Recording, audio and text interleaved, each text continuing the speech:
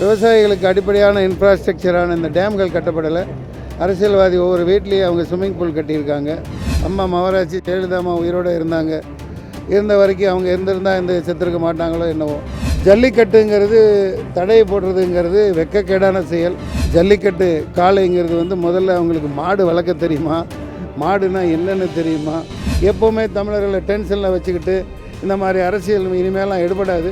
Demonetisation பிரதமர் துரதிர்ஷ்டவசமாக announce பண்ணது மிக மிக கேவலமானது. பணமற்ற பொருளாதாரங்கிறது கேஷ்லெஸ் இந்தியாங்கிறது லீட்ஸ் டு பேஸ்லெஸ் இந்தியா.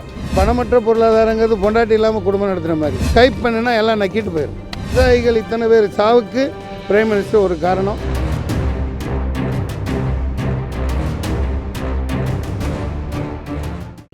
இது தன்னிச்சையாக இந்த லட்சம் இளைஞர்கள் சேர்ந்து தமிழகம் முழுக்க இங்கே வந்து இன்று விவசாயிகளுக்கு ஆதரவாகவும் ஜல்லிக்கட்டுக்கு எந்த விதமான தடையும் இருக்கக்கூடாது, அது தமிழர்களின் வீர விளையாட்டு பாரம்பரியம் எங்களோட மண்ணோடு சார்ந்தது என்று போராடி கொண்டிருக்கிறார்கள். அதை நான் தொலைக்காட்சியிலே கேள்விப்பட்டு தான் இங்கே வந்தேன். அதற்காக நான் முதல் என்னை மன்னிக்க வேண்டும்.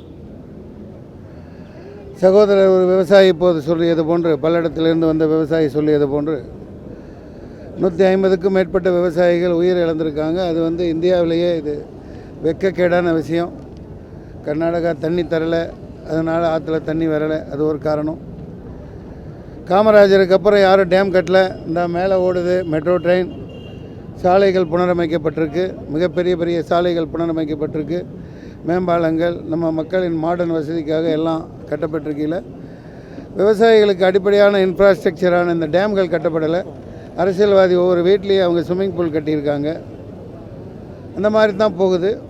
இது சரியல்ல.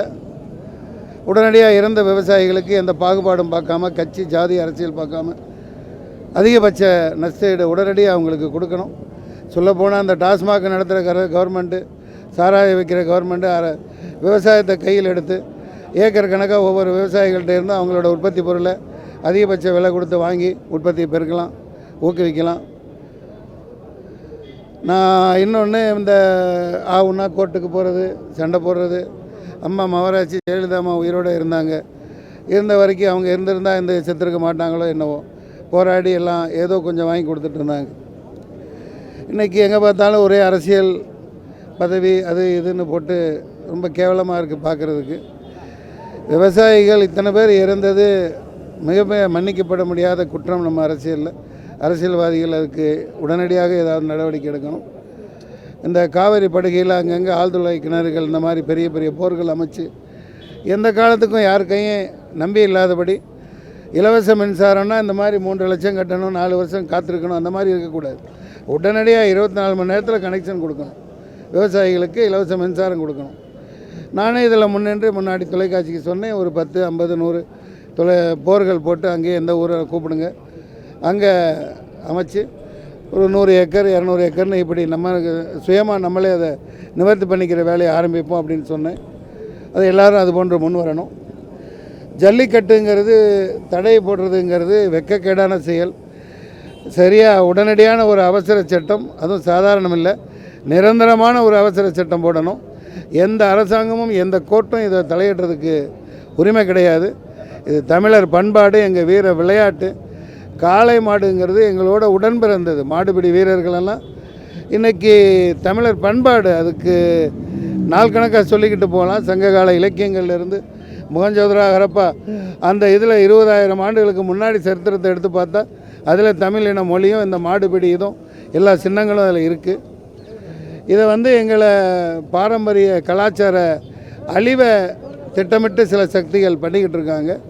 அது மிகப்பெரிய அழிவை உங்களுக்கு உண்டு பண்ணுங்கிறத நான் சொல்லிக்கிறேன். மற்றபடி நாங்கள் விலங்கை ரொம்ப நேசிக்கிறவங்க. ஜல்லிக்கட்டு காளைங்கிறது முதல்ல அவங்களுக்கு மாடு வளர்க்க தெரியுமா, மாடுனா என்னென்னு தெரியுமா? அது பழகும், எங்கள் கூட விளையாடும். ஏன் குத்திட்டி மாதிரி தீட்டி சில வீரர்கள் உயிரை போக்கியிருக்கு. அதை ஒரு வீர மரணமாக ஏற்றிருக்கிறாங்க. வீர விளையாட்டு இது. அதனால் இது தடை போட்டிருக்கிறதே மிக அவமானமான செயல். நிரந்தரமாக இந்த மாதிரி தமிழர்கள் மீது இது கட்டவிழ்த்து விடப்பட்டு எப்போவுமே தமிழர்களை டென்ஷனில் வச்சுக்கிட்டு இந்த மாதிரி அரசியல் இனிமேலாம் எடுபடாது. இளைஞர்கள் மத்தியில் மிகப்பெரிய எழுச்சி வந்துருச்சு. இதை இனிமேல் வேடிக்கை பார்த்துட்டு இருக்க மாட்டோம். விவசாய பெருங்குடி மக்களுக்கு நான் இருக்கரம் கூப்பி வேண்டிக் கொள்கிறேன். இனிமேல் தாங்கள் யாரும் இந்த மாதிரி உங்களுடைய இன்னுயிரை போக்கிக்காதீங்க. ஏன்னா விவசாயம்னா என்னென்ன தெரியாமல் வளர்ந்துட்டுருக்காங்க. விவசாயத்தை சொல்லி கொடுக்க ஆள் இல்லை.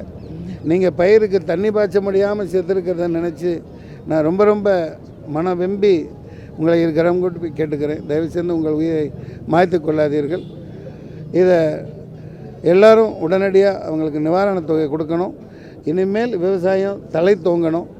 அந்நிய பொருட்களை ஆக்கிரமிப்பை அகட்டி, இதுக்கு இன்னொரு மிகப்பெரிய காரணம் இந்த டிமானிட்டேஷன் பிரதமர் துரதிர்ஷ்டவசமாக அனௌன்ஸ் பண்ணது மிக மிக கேவலமானது. பணமற்ற பொருளாதாரங்கிறது கேஷ்லெஸ் இந்தியாங்கிறது லீட்ஸ் டு பேஸ்லெஸ் இந்தியா. அவர் அந்த வகையில் பார்க்க போனால் prime minister become a crime minister. இந்த இடத்துல இவ்வளோ பேர் சாவுக்கு காரணமும் அது முக்கியமான காரணம். ஏன்னா பணமற்ற பொருளாதாரங்கிறது பொண்டாட்டி இல்லாமல் குடும்பம் நடத்துகிற மாதிரி ரொம்ப கேவலமாக இருக்கும். இதை ஸ்கைப் பண்ணினா எல்லாம் நக்கிட்டு போயிடும். ஸ்கைப் பண்ணனா அந்த அட்டையை போட்டு அந்த இதெல்லாம் மற்ற பண முதலைகளுக்கு, பேங்குகளுக்கு, அதில் ஏஜென்சிகளுக்கு அவங்களுக்கு தான் பணம் போகும். நான் ஒரு 10,000 ரூபாய் கொடுத்து என்னை சார்ந்தவன்ட்டு மேனேஜர்கிட்ட கொடுத்தா அவன் அதை அவருக்கு எவ்வளோ கொடு, இவருக்கு எவ்வளோ கொடு, இல்லை விதை வாங்கிக்க, இதை பண்ணுன்னு என்னை சுற்றி இருக்கிறவங்க 10,000 ரூபாய்க்கு 20,000 ரூபா பொருளை நான் வாங்க முடியும். அவ்வளவு பேரம் பேச முடியும், சரியாக புரிய வைக்க முடியும்.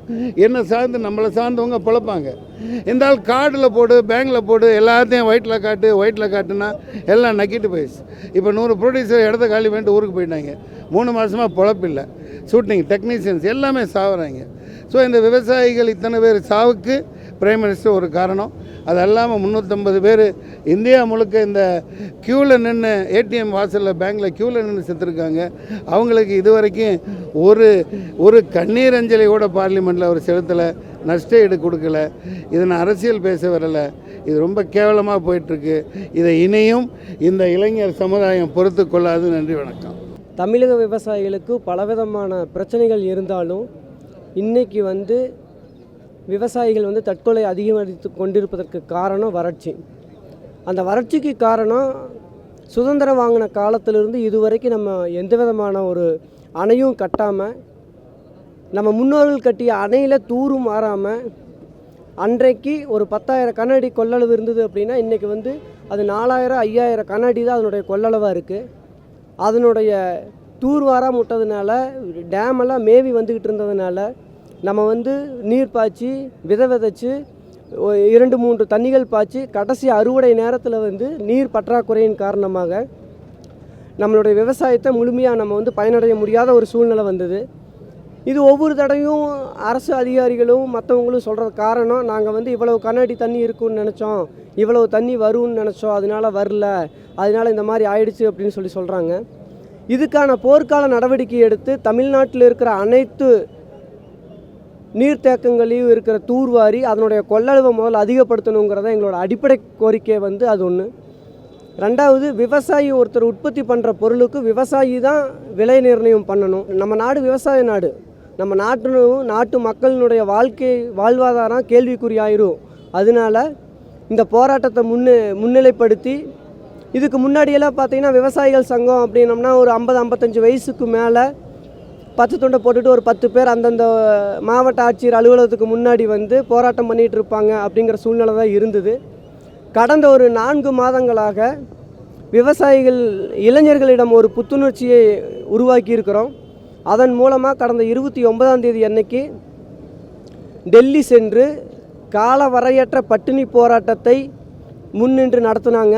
5 நாட்கள் தொடர்ந்த சூழ்நிலையில் விவசாயிகளுடைய இறப்பு அதிகமான காரணத்தினால, போராளிகள் எப்பவுமே இறக்கக்கூடாது அப்படிங்கிற காரணத்தினால் அந்த மத்திய அரசு கேட்டுக்கொண்டதுக்கு இணங்க அந்த போராட்டத்தை திரும்ப பெற்றுட்டு, நேற்றைக்கு பல்லடத்தில் விவசாயிகளுடைய மரணத்தை கண்டித்து தமிழக அரசு தக்க நடவடிக்கை எடுக்கணும்னு பல்லடத்தில் ஒரு ஆர்ப்பாட்டமும், இன்று காலை மெரினாவில் நடந்த பேரணியில் விவசாயிகள் சங்கத்தின் சார்பாகவும் இன்றைக்கி நடக்கிற இந்த பட்டினி போராட்டத்திலையும் நாங்கள் கலந்துக்கிறோம். இதன் மூலமாக அறிவிக்கிறது என்னன்னு கேட்டால், விவசாய இளைஞர்களிடமும் சமுதாய வலைதளம் மூலமாக உருவான இளைஞர்களாலும் தமிழ்நாட்டிற்கும் தமிழ்நாட்டு விவசாயிகளுக்கும் ஒரு விடிவுகாலம் வரும் என்பதை என்கிற நம்பிக்கை எனக்கு இன்று வந்துள்ளது.